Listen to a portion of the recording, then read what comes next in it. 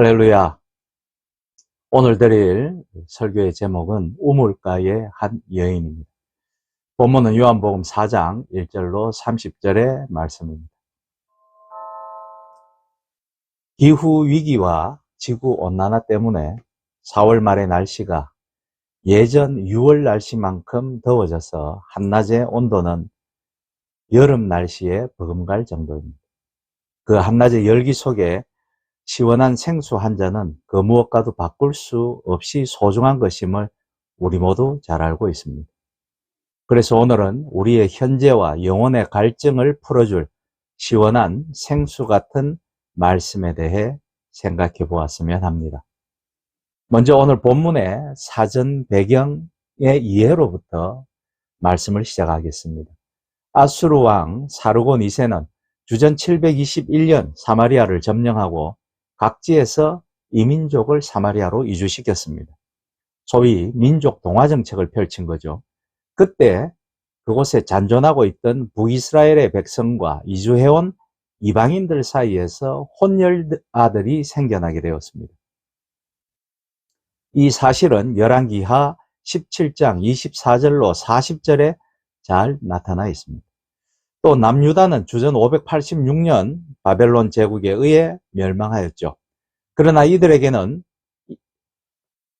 남유다에는 이스라엘적 요소가 우세해서 그들의 인종적 혼혈과 종교적 혼합에도 불구하고 하나님께 드리는 신앙적 요소들을 잘 지키고 간수하여 그들은 전통을 이어나갔고, 사마리아는 이방 종교와 이민족의 영향을 받아 우상인 금송아지를 섬기는 신앙으로 변질하였습니다. 그런데 사마리아인들은 포로귀환 후 신앙의 순수성을 주장하고 수호하려는 예루살렘 중심의 유대인과 대립하게 되었습니다. 유대인은 순수의 혈통이 아닌 사마리아인들을 멸시하고 예루살렘 성전에 발도 들이지 못하게 하였습니다. 이 때문에 사마리아인은 대항적으로 그리심산에 성전을 세우고 따로 자기들만의 보는 사마리아역 성경인 오경을 보았습니다. 이 반목은 후대에까지 계속되어 유대인은 유대 지역에서 갈릴리 지역으로 왕복할 때에 사마리아를 통과하는 것을 피해서 먼 길을 돌아갈 정도였습니다. 그러니까 요단을 돌아갔습니다. 그러나 예수님은 오늘 바로 이것을 통과하시게 된 것입니다. 오늘 본문인 요한복음 4장은 앞장인 3장에 나오는 바리새파이자 사내들인 공의회 의원인 니고데모와는 정반대인 여인을 한 명 소개하고 있습니다. 이 여인은 수치스럽고 부끄러운 과거를 가진 여인이기 때문에 이름도 여기에 적시하지 않았습니다. 사마리아를 통과하시게 된 예수님은 지친 몸으로 또 갈증을 가지시고 우물가에 앉아 계시다가 이 여인을 만나게 되었습니다. 여인을 만난 근동의 정오인 12시에는 태양이 자결하는 견디기 힘든 시간입니다. 그래서 사람들은 해가 뜨기 전이나 지고 나서야 우물가로 물을 길러 왔습니다. 그런데 왜 이 여인은 아무도 없는 대낮에 그 따가운 태양빛 아래 물을 길러 왔을까요? 차라리 혹독한 더위가 사람들과 마주치는 것보다 더 나았기 때문이었겠죠. 사람들을 만나고 사람들에게 손가락질을 받고 수군거림을 당하는 것이 싫었기 때문에 이 여인은 아무도 없는 대낮에 우물가에 물을 길러 온 것입니다. 그런데 가보았더니 한 남자가 지친 몸으로 앉아 있는 것을 발견하게 되었습니다. 예수님께서는 이 여인을 보자마자 나에게 물을 한 그릇 주시오라고 말씀하십니다. 주위에서 읽어보면 앞에 니고데모의 경우 니고데모가 예수님을 찾아갔죠. 그리고 종교적이고 신학적인 질문을 예수님께 니고데모는 합니다. 그런데 이 여인은 정반대죠. 예수님이 먼저 그 불쌍한 여인을 찾아가십니다. 이 여인은 예수님께 말을 붙일 수조차 없는 여인이죠.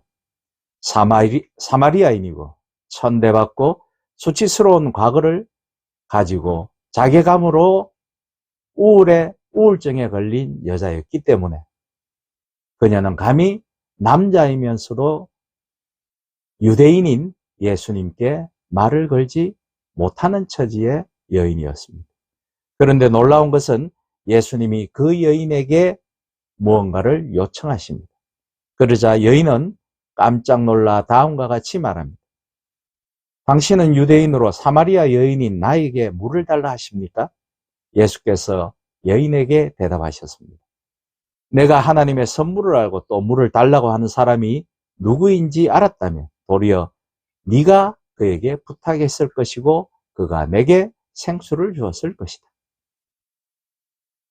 여기서 여인은 한 남자에 불과했던 예수님이 누구인지에 대해 궁금증을 가지기 시작하였습니다. 잘 배운 사람만 성경을 읽고 깨닫는 것이 아닙니다. 진리란, 구원과 영생이란, 또 거듭남이란, 변화됨이란 아무리 무식하고 못 배우고 가난하고 천대받고 소외된 사람이라 할지라도 예수님을 만나면 깨달음을 얻을 수 있고 변화된다라는 것입니다. 우리는 여기서 아주 중요한 사실 하나를 발견하게 됩니다. 요한복음 3장에서 니고데모는 예수님의 말을 못 알아듣습니다. 니고데모는 지식인인데 네가 거듭나야 하리라, 거듭나야 하나님 나라를 볼 것이다 라는 말을 듣고도 깨닫지 못하고 당황해합니다. 아니, 거듭남이라는 게 무엇입니까? 내가 어머니 뱃속에서 태어났는데 그럼 제가 다시 어머니 뱃속에 들어갔다 다시 태어나야 합니까? 이 말을 듣고 예수님이 말씀하십니다. 이스라엘 선생으로서 그것도 모르느냐? 알 것도 같고 모를 것도 같은 문답입니다. 그런데 4장에 와서 소개하는 이 여인에게는 예수님은 절대 어려운 말을 쓰시지 않으십니다. 이분이 예수님이죠. 사람마다 그 수준에 맞는 대답을 주시고 그 수준에 맞는 질문을 하시는 분입니다. 우리 각 신자들마다 각 상황에 따라 그 사람의 처지에 따라 우리에게 물음을 던지시고 깨달음을 요구하십니다.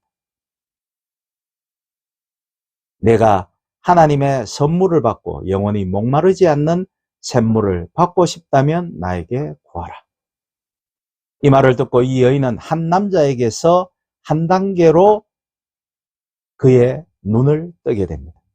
믿음이란 눈을 뜨는 것입니다. 처음에는 어찌 우리가 예수님을 하나님의 아들이며 메시아로 믿을 수 있었겠습니까?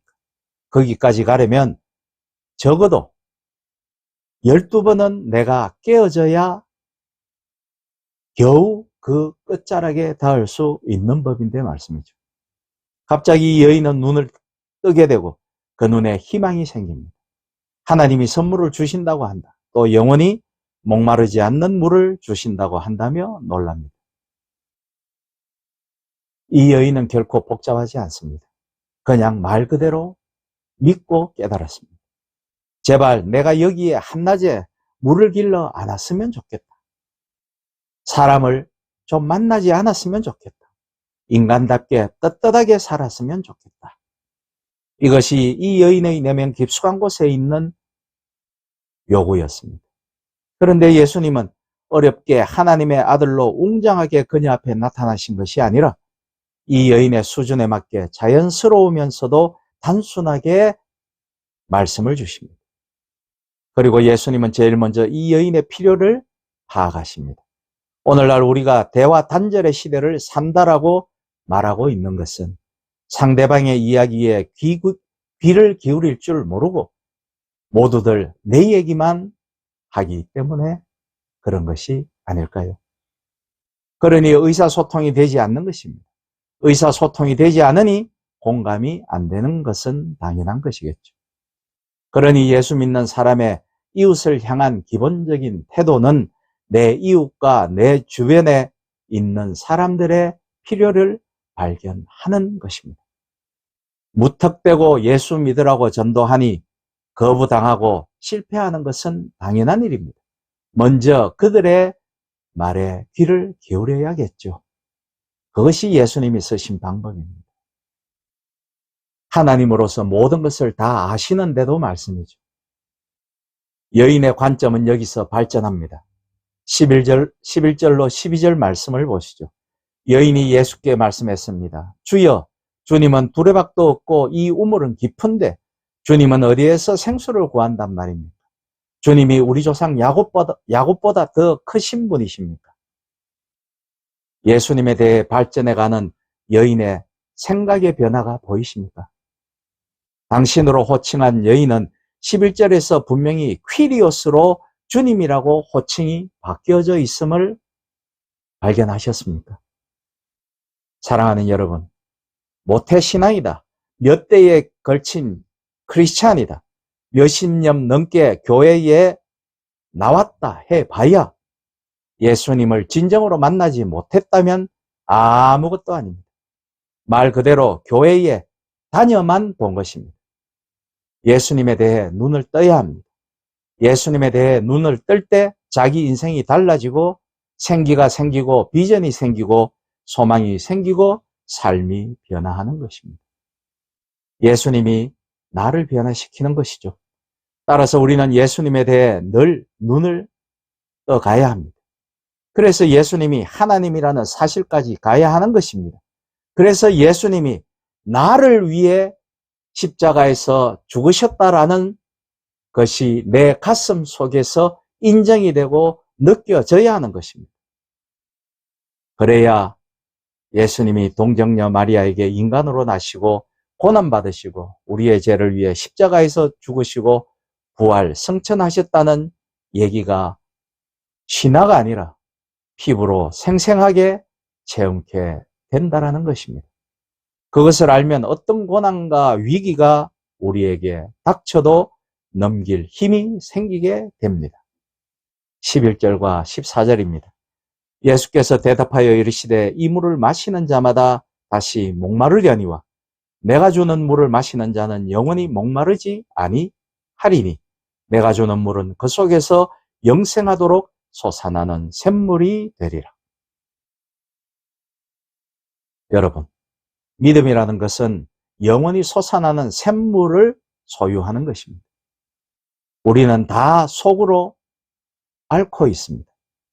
온갖 죄와 고민과 알 수 없는 외로움 속에 우리는 병들어 있습니다.